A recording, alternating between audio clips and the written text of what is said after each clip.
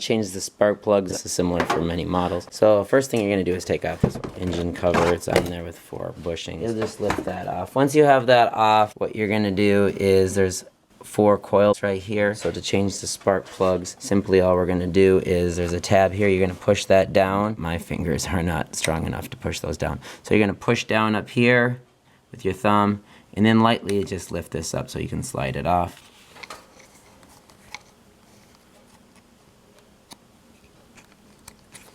And I've got that loosened up. Once that's off, I'm going to use a 10mm socket, and we're just going to break that seal there. And then we'll just spin that off. And then we have a coil here, we'll lift that up, and that's taken the place of our spark plug cables or wires that used to run through the motor.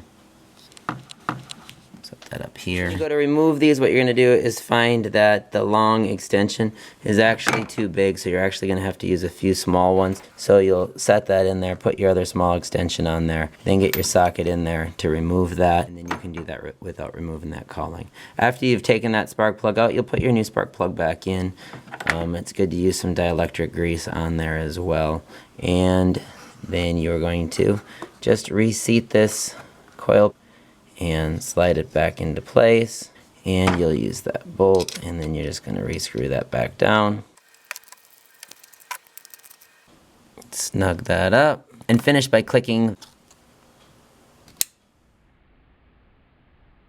The air filter is fairly simple to change. There's 2 tabs. There's a tab right here. We'll pull that down, and then if you see in the back, there is a tab